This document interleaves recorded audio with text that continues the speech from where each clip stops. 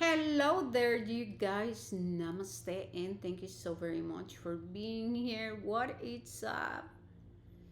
All right, you guys, setting the intentions to send positive energy your way,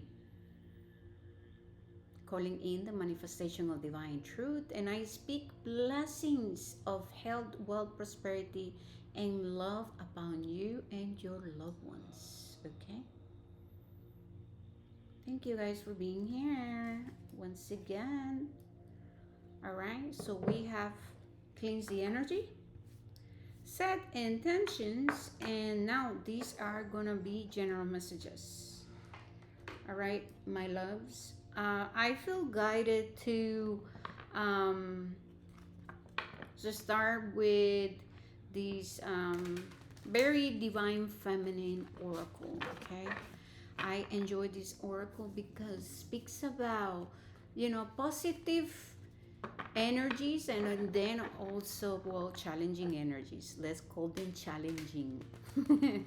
Obviously I'm speaking about wounds that we must heal, um, shadow aspects, you know what I mean, that we have to of course love and understand and integrate. Beautiful. So we begin. First one, solitary. Solitary. We have that key right here. Number 39. Next one we have grounded. I'm getting used to freaking camera when I use my laptop. It's just trippy. We have invasive. Dragonflies. We have the goddess.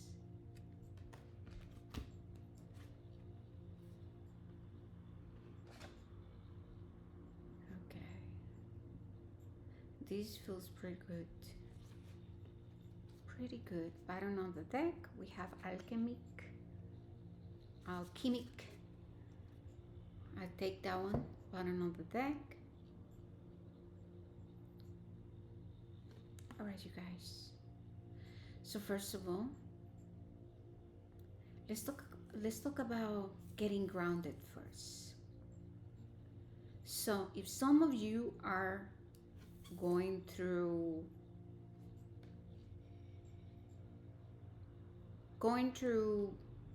feeling overwhelmed and intensity within your mental body, you're being asked to find a way to cleanse, to clear your space, your house, your aura. Okay, work with the spirit of fire.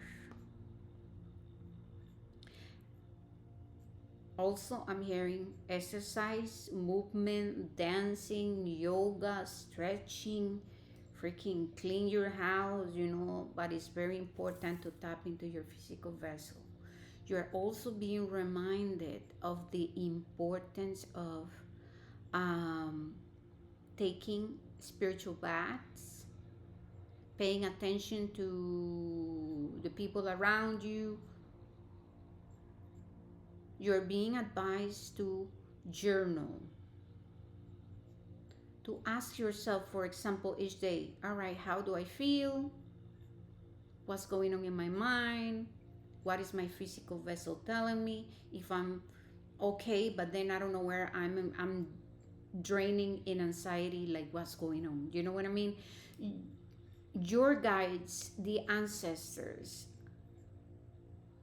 your divine feminine is really asking you to pay attention, because this is about deepening your relationship with your physical vessel, mental body, emotional body, and spiritual body. Okay? They are speaking about learning to discern what is yours and what is not. Many of you are very empathic and very sensitive. And when we're doing ancestral healing, and when we're working through spiritual alchemy, right, and we want to develop our spiritual gifts, then we become very cracked open, and it's very easy to get in entanglements. They want you to educate yourself about also the language of energy, right?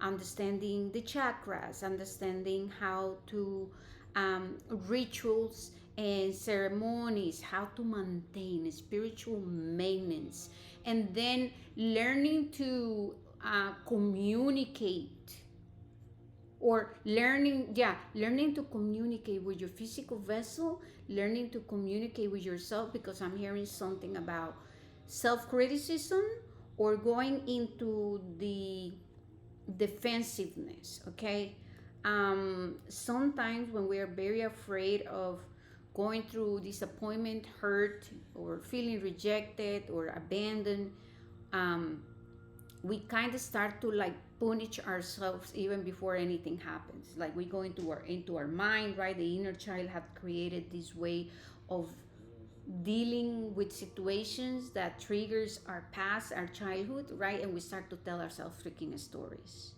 So there's a lot here, because I am hearing that many of you are asking about how can you progress when it comes to understanding your psychic abilities. Like, what is intuition? When is your intuition speaking? What is my energy? How does my energy works? So they're saying you have to combine different practices. So in a way, you have to come into a place where you become very intimate with yourself, where you do practices, right? Spiritual practices that support you. So movement, exercise, dancing, chanting, playing music instruments, working with clearing, with cleansing, asking yourself, how do I feel today? How do I feel about this wound? Having a spiritual awareness, practicing mindfulness. That way, when dealing with some kind of energy that is invasive, you know what are the things that you need to do to cultivate and come back into your center. Okay, with this energy of solitary, you're being invited to, to pretty much honor the process to where you need to go into this goddess energy. Remember, we all have feminine and masculine. So what I'm talking about, when reconnecting with our divine feminine, we go through processes of self-care, solitude, tapping into our passions, arts, crafts, singing, chanting. Some people work with the land, gardening. I don't know if some of you are into theater, but this is about solitude. This is about choosing solitude, right?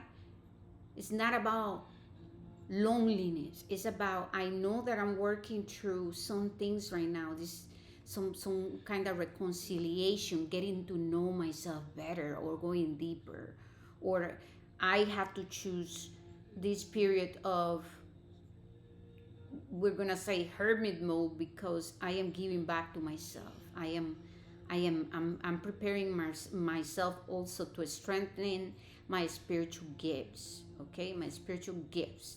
Yes, yes. All right, beautiful. We're going to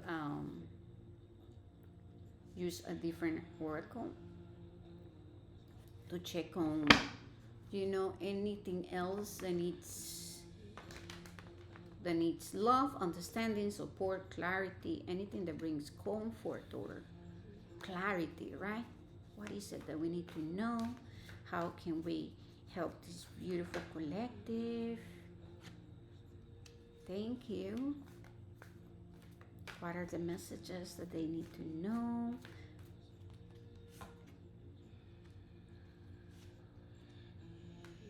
Okay. Okay. And okay. Beautiful. So let's see. So first of all, we have bless your past. I'm gonna put my glasses so I can read, because it just, life. And yeah, the letters are very small. So bless your past with number 5. We have the energy of 5. the energy of change. A useful tool to help us to let go of any emotional residue that is still clinging to us from a past experience is to bless our past. Whether the memory of an event or a person that comes to mind, take a pause and say to yourself, I bless every aspect of my past and I celebrate the contribution that gave me in becoming the person that I am today. That's so beautiful. Next one we have take a leap with number 52. This card is an invitation to take a leap of faith. Sometimes, even when we desperately desire change, we procrastinate and find all kinds of reasons, excuses, as to why we should stay as we are. It is completely understandable to be anxious when stepping into the unknown. This card is calling you to trust and make that move. Next one, we have uncertainty. Calm the noise within your mind. Get still and meditate. If you are still uncertain, give yourself 4 hours and meditate again. If you are still unclear, wait for 4 days. And if necessary, 4 weeks, the answer will come. We will talk more about these themes, the messages. We have which direction. I'm trying to figure it out, like how it looks better. Let me see. Yay, like this, I guess. Anyways, you have reached a turning point in your life. So they're talking about you being at crossroads. Don't be afraid of taking the wrong path. When you recognize the learning to be found at every step and every moment of your journey, you will realize that there is no wrong way, only the infinite gain of your personal growth and evolution. And last one, we have problems. This card asks you to view any problem as an opportunity rather than a crisis. Whenever we identify a problem, our very recognition and acknowledgement of this difficulty creates an opportunity to seek potential solutions. As long as a problem remains unseen or indeed denied, the doorway to a potential solution remains closed. All right, you guys. So it does feels like you are, like I said, you are being advised to take things slow. You are being advised to give to yourself, to write things down, to get into self-care. Okay? Why? Because we cannot move forward when we are going through difficult emotions and survival.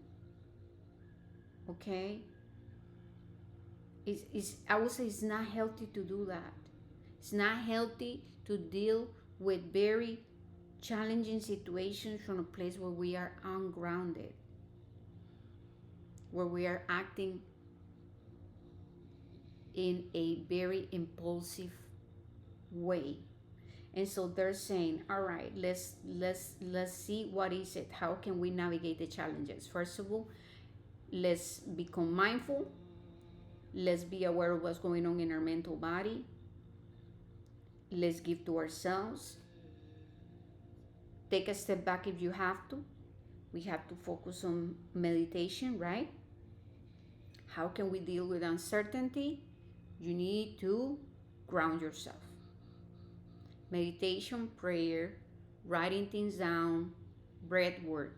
So working with your body is so important, okay? Then we want to ask ourselves, how is fear affecting me?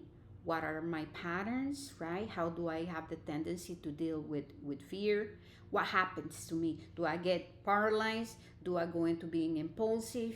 Um, do I rush into decisions? Or do I get freaking paranoid? Do I run away from it? You know, what is it that you do? Okay. And now they're speaking about forgiveness and blessing your past and letting go of your past from a place where you can say, I can celebrate that I have this compassion, that I'm loving, that I have learned about being patient because of past situations. Then we recognize that we are all humans, that everybody's going through something. We want to bring the bigger picture to the situation, right? Then what? We say, all right, what are the problems that I am going through? What is a fact? What is an assumption? Am I seeing the bigger picture of the situation? How do I feel about asking for help? Do I have the tendency to be hyper independent?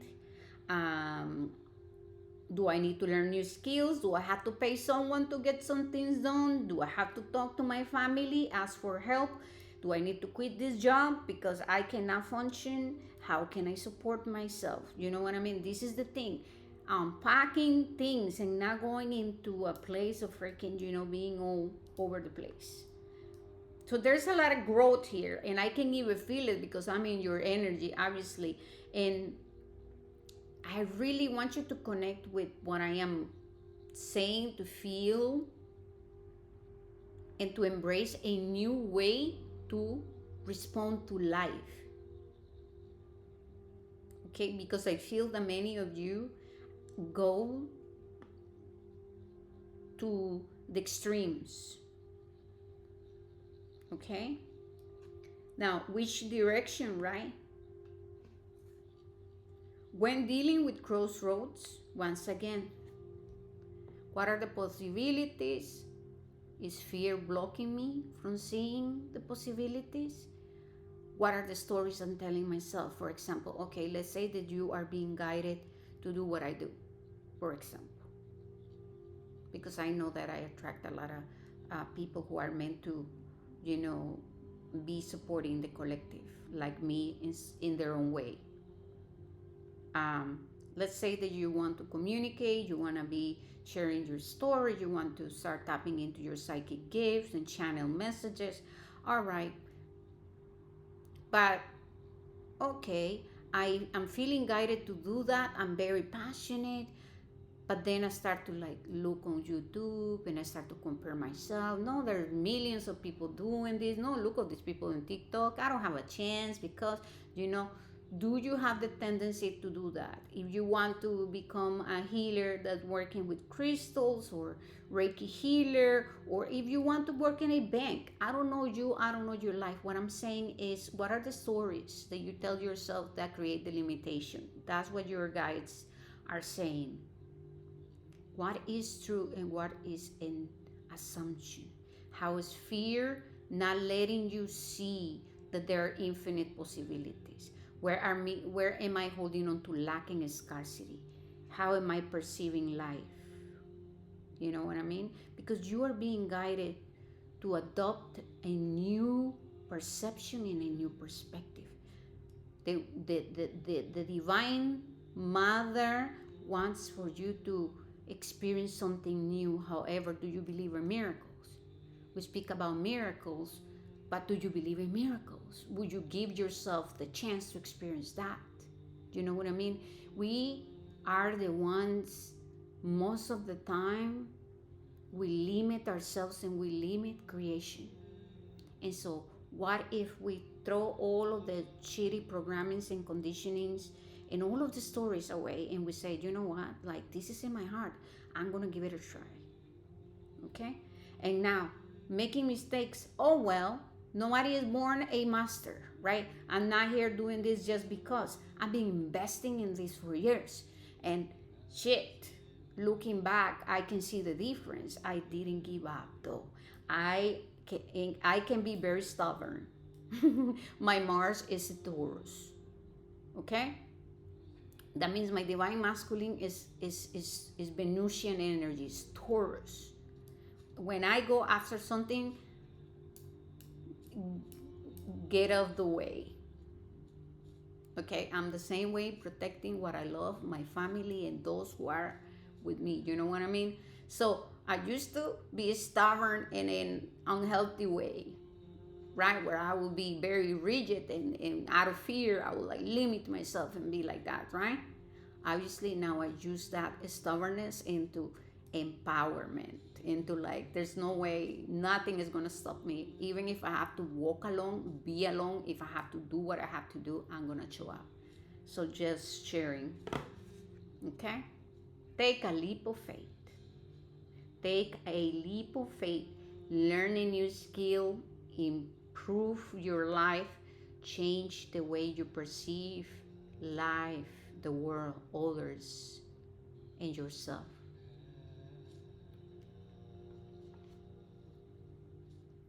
We're going to close this reading with, oh my goodness, I put in all of the way there, with messages from the archangels.